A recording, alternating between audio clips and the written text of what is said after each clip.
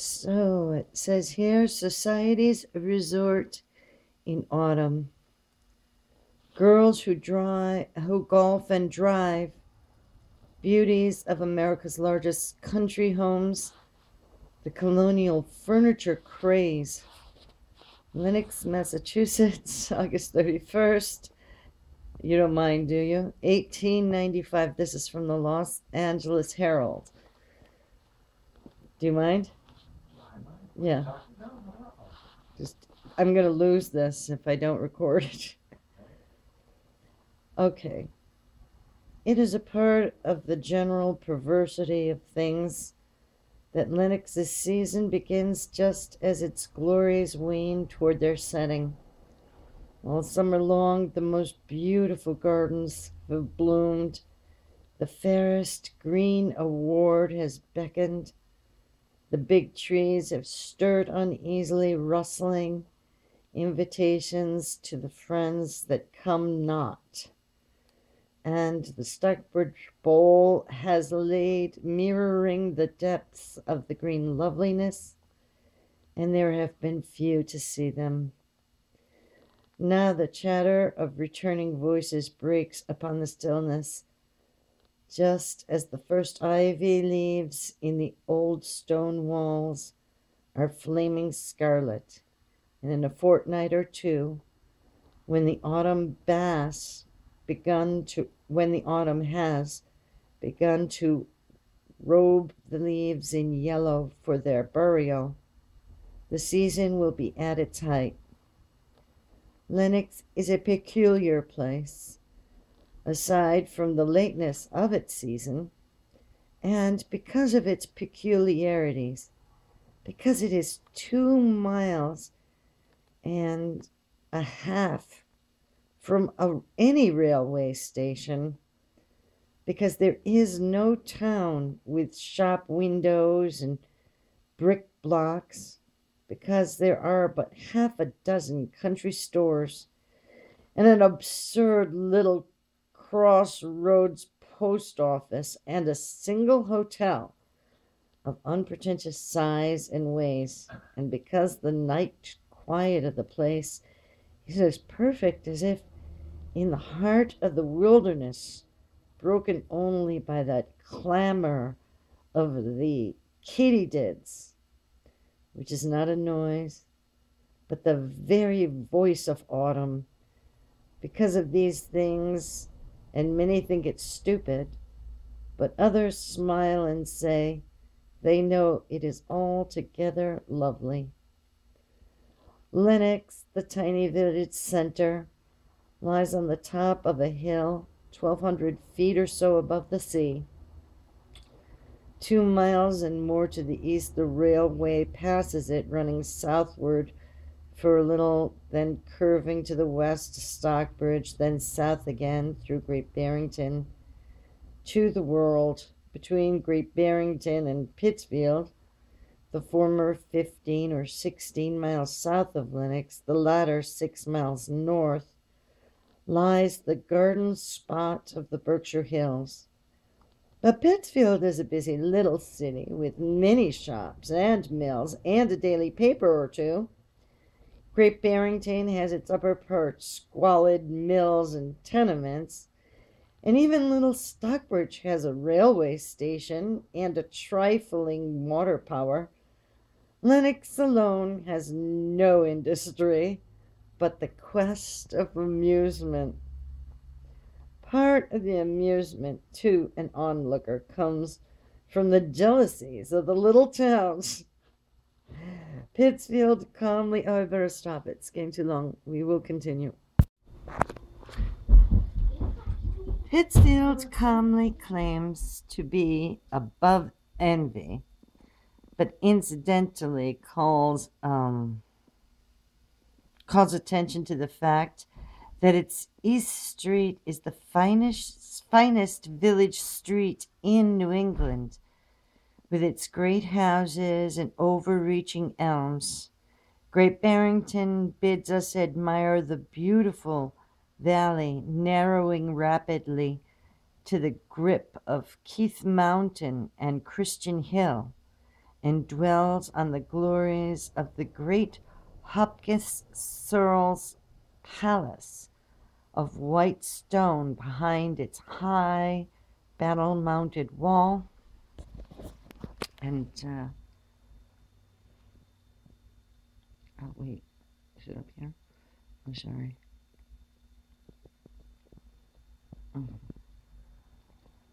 I'm losing this now. Oops. Lennox is a peculiar place. Oh. Anyway, I think it is.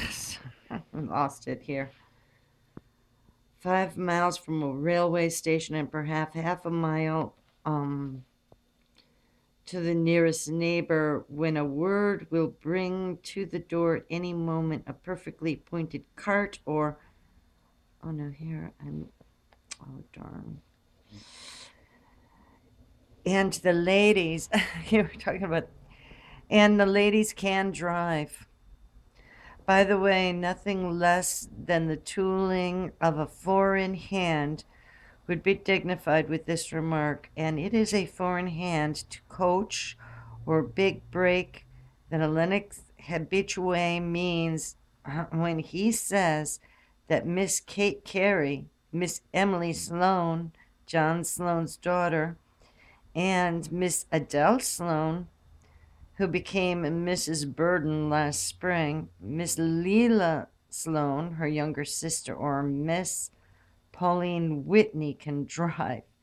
Miss Leila Stone and Miss Whitney, by the way, are the beauties of Lennox. Mrs. Burden, the bride of last June, who is now on her way around the world on her wedding tour, is plain. Oh my, that's a terrible thing. I'm going to pause this for a second.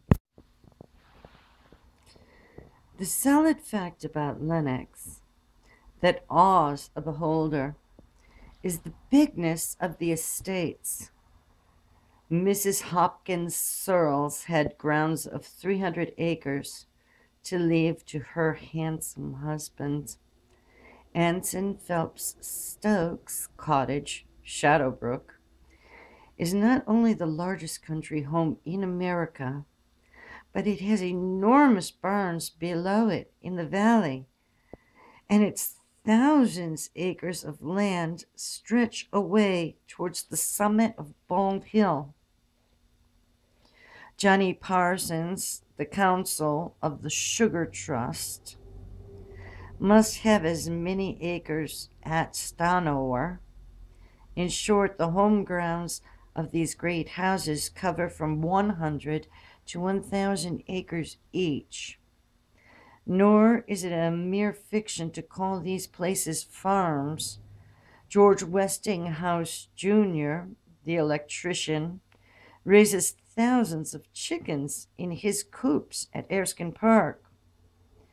Mr. Parsons, Mr. Stokes, and Mr. Sloane keep many cows, and Miss Carey is not alone in having 30 horses in her stables. Some have more. The horses and the perfect roads, excuse me, I don't want to lose my place, but I gotta get down. Okay. The horses and the perfect roads and the big estates go together. What harm is there in being 5 miles from a railway station and perhaps half a mile from the nearest neighbor, when a word will bring to the door at any moment a perfectly appointed cart or pair or four in hand, and the ladies can't drive. I have recorded that insert here. Now, need it be said that the land has increased enormously in value in Lennox since the days of amateur farming, exclamation point. The acre price of farms runs well into the thousands, and Mr. Stokes is said to have paid $20,000 for the little potato patch of a shrewd Irishman who saw his opportunity in his nearness to the big stone mansion. Contrary to the rule elsewhere, the bigger the piece of land, the higher price per acre it will bring. And one scarcely wonders at this, seeing the effect of the utmost beauty produced by unlimited wealth dealing with hundreds of acres of lawn, forest, flower garden, shrubbery, and plantation. Even a cottager who rents must spend money. Cornelius Vanderbilt is supposed to have paid some $5,000 for the use of a cottage. If the name can be applied to a structure of 30 rooms, besides closet, baths, and small halls. For a little while last spring, the Burden Sloan wedding festivities, during the Burden Sloan wedding festivities, which we spoke of. The Sloans and Vanderbilts are relatives by marriage. George Bliss pays $4,000 for High Lawn for the season. Mrs. Robert Winthrop pays $5,500 for Sunny Ridge. Brayton Ives pays the same rental for Windy Side. Even the unpretentious club cottage in the village with no grounds to speak of brings in a rental of $2,500 from F.D. Tappan. A Lennox cottage must have, however, not less than 16 bedrooms to be considered as the entertainment of large country parties is the life of the place. How the thought of money obtrudes upon the beautiful. I was going on from speaking of the women whips to mention of the lovely Lennox Flower Parade, which has been more written about even than Founder Brady's baby shower at Asbury Park. Imagine that. There was no flower parade last year. No one can swear that there will be one this year, but undoubtedly the pretty custom will be revived on some date not yet fixed, but probably between the 15th and 20th of September. About 40 carts of various sorts, completely bedecked with etc., etc. I want to go on. Flower parade or none, how the girls are golfing. The new sport is as great a rage here as it was in New York and Bar Harbor. The course lies south of the town and covers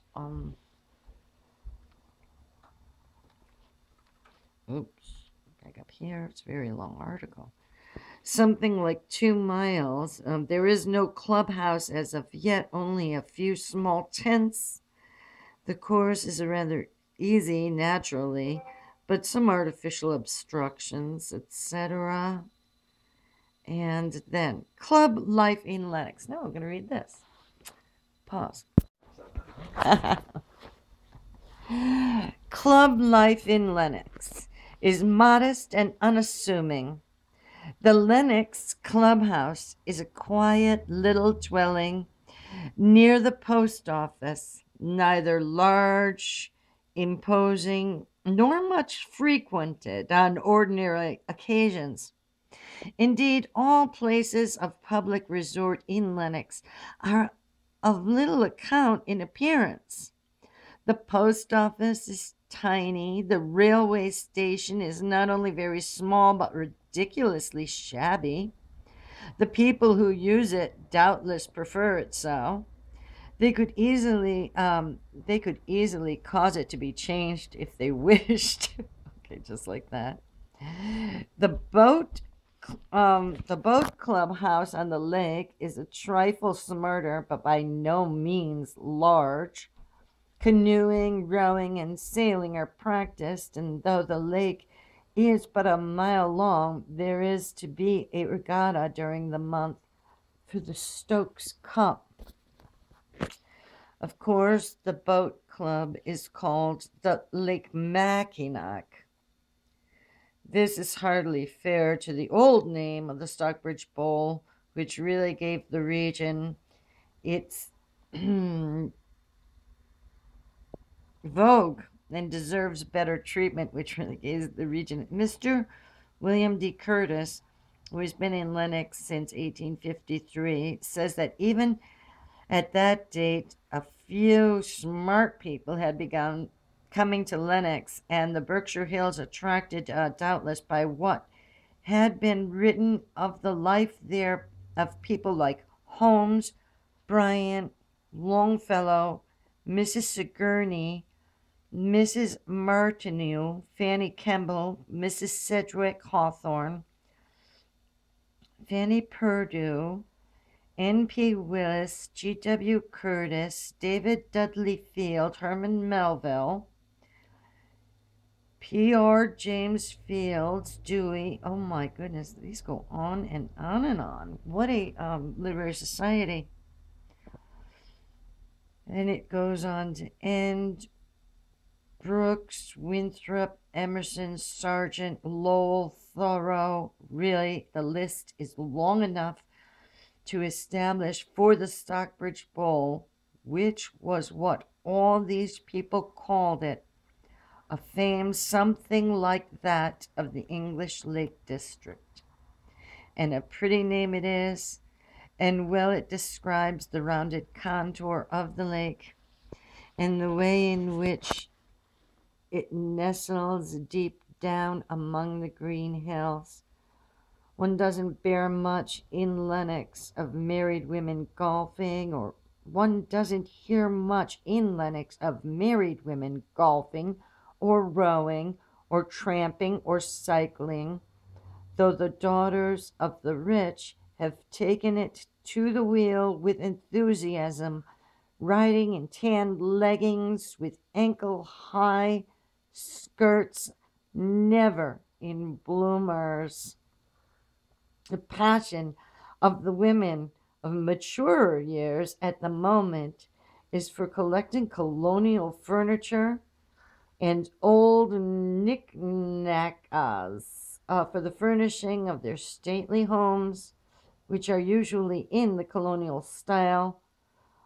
All Western Massachusetts is rich in colonial examples, being a long, settled, prosperous, and little changing community. I should say that Edward Jennings has as fine a collection of colonial wares as anywhere in the country. Cornelius Vanderbilt and President Cleveland have taken 3,000 worth each of colonial furniture out of Berkshire County for Newport and Grey Gables, Mr. Anson Phelps, etc. Pause. And this is the end. There is little trace of the literary colony in and about Lenox.